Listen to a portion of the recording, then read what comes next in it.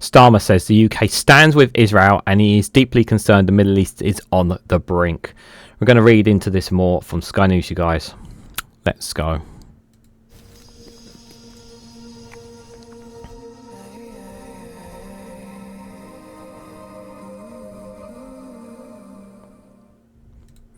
Good morning, good afternoon, good evening, wherever you are in the world. This is Reganelite here with an article from Sky News with the headline that Starmer says the UK stands with Israel and he's deeply concerned with the Middle East is on the brink. The attack on Israel began while Sir Keir was talking to Israel's Prime Minister Benjamin Netanyahu on Tuesday, Downing Street said earlier. Guys, while you're here, make sure you hit the like button and share this across social media so others are notified of this video. Now, Keir Starmer can say that the UK stands with Israel, but if you were to ask the population of the UK or divided four nations, there would be a much more indifference to saying that in standing with Israel. Now, if there is one thing that everyone is in agreement on, is that we want peace in the Middle East. What we want is all arms. We want all the conflict and violence to stop. We want the guns to be put down. Many innocent lives have been lost as a result of the conflicts that are taking place in the Middle East.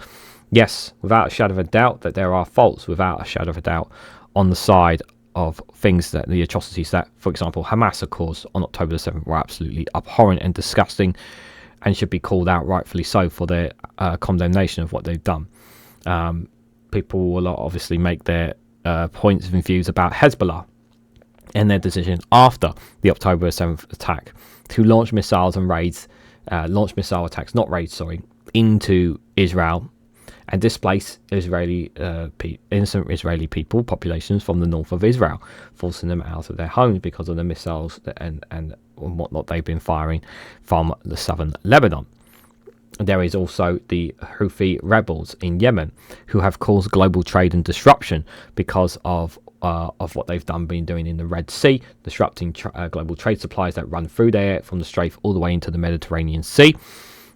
Anything associated with Israel in any way, shape or form they target, and also they've been firing missiles from their platform from where they are in the rebel controlled area of Yemen. They are known as the Houthis, and they've been firing missiles from there into Israel whenever they possibly can.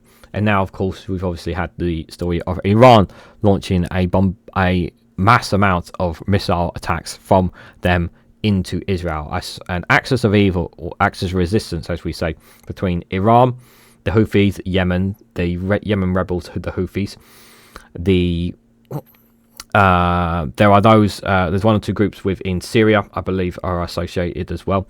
Then you have Hezbollah, the group the group in Yemen, Lebanon, and then you have the Hamas, obviously in Gaza. And these are all united with one purpose, and that is to wipe out Israel, to destroy Israel. That is their ultimate goal. Now, while of course we all believe that Israel does have a right to defend itself, absolutely it does. Any country that is being attacked has a right to defend itself. But it's also important the reaction of how you respond as well. And the response from Israel has been nothing short, especially with how it's conducted itself within Gaza, has been short of deplorable and horrible. I have called this out on many occasions. What they have done inside Gaza is nothing short of monstrous, of genocidal, wiping out more than 90% of the homes and buildings within Gaza. They have destroyed schools, hospitals, and they have literally shot innocent people. There is hundreds of video footages online showing that. They have even raped, captured Hamas soldiers or civilians, whichever, or Palestinians, whichever, whether they're Hamas or not is the question, but they have video footage of them raping them in their own prisons. They have stripped them, they have beaten them, they have used them as human shields, all of that within Gaza. Now, yes, you can argue that Hamas have been just as horrible when it comes to the tactics and uses that they've been using against Israel. And you're absolutely right. But that doesn't justify Israel's actions. That doesn't give them the right to do what they've been doing. And this is why I'm fierce critic of Israeli Prime Minister Benjamin Netanyahu and his government. I am very critical of them because of the way that they have conducted themselves, the way they have handled themselves, which is why, despite what the so-called West is standing with Israel, many of the populations, not just in the UK, not just in America, but many nations in Europe, are infuriated with how this is being allowed to happen, while the Israeli government are allowed to do what they do and get away without any impurity, without any responsibility whatsoever for what they are doing. Because if it was any other nation doing what they would be doing, they would be calling it out. They would be calling it out. But here they are, not calling them out, and standing inside them saying it's okay. So make no mistake about it. There are absolutely faults with all the axes of resistance and their atrocities they are doing. But make no mistake about it, Israel are just as bad as the rest of them. As for the UK and Keir Starmer's position, he's certainly not helping himself with this position. I understand from a political point of view that he's trying to appease the Israeli supporters within the Labour Party. I get that. But it's not helping his position, considering the atrocities that Israel have caused. Not just obviously in Gaza. I'm sorry, the West Bank as well. What's been happening in the West Bank as well. He should be condemning the things that Israel are doing as well, while also condemning what the axis of resistance have been doing. He should be condemning both. And we should not be supplying any weapons and arms whatsoever to Israel because of what they are doing. You want to take... that's my position. It's up to you where you want to stand yours on this. But I think Starmer saying the UK stands with Israel is not true. Because if you want the UK to stand with Israel, you need the whole population to be behind you, or at least the majority. And the majority of the UK are conflicted. Some are standing with Israel. Many are sitting on the sidelines because of how Israel have conducted themselves. So Sir Keir Starmer has said that Britain stands with Israel and warned that he is deeply concerned that the Middle East is on the brink. In a televised address from Downing Street on Tuesday evening, the Prime Minister condemned the attack by Iran, which saw around 200 missiles launched into Israel. Defence Secretary John Healey later confirmed British forces played their part in attempts to prevent further escalation in the region, although he didn't specify the exact nature of the involvement. So likely what they did is they had air forces in to help try and shoot down as many missiles as they can so they didn't get into Israel. So that's our British Armed Forces there. Sir Keir, who is on the phone with Israel Prime Minister Benjamin Netanyahu when the assault was launched, said the rockets were aimed at civilian targets and it is too soon to assess the impact fully. Attorney condemned this attempt by the Iranian regime to harm innocent Israelis to escalate this incredibly dangerous situation and put the region ever closer to the brink, he said. We stand with Israel and recognise her right to self-defence in the face of this aggression. I didn't see you say that about the Palestinian people. They don't have a right to self-defence either, do they? Didn't see you say anything about them. Sir Keir has called on Iran to stop these attacks, and saying it had menaced with the Middle East for far too long. He obviously is not aware of the history. I'm deeply concerned that the region is on the brink, and I'm deeply concerned about the risk of miscalculation, he added. Israel has vowed there will be repercussions following the attack, which Iran has said was in retaliation for the killing of Hezbollah leader Hassan Nasrallah in Lebanon last week. Asked if the UK would be prepared to use British military capabilities to help Israel defend itself against Iran with backed militant groups, the Prime Minister said, "This, as you'll appreciate, is an evolving situation." So he's not ruling it out. That's very concerning.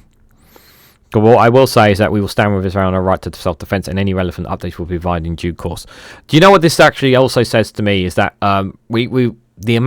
so David Lammy a couple of weeks ago in the comments basically said that we only supply about 1% of weapons and arms sales to Israel, and we've reduced about 30 weapons and supplies that we've stopped out of like 300 or so.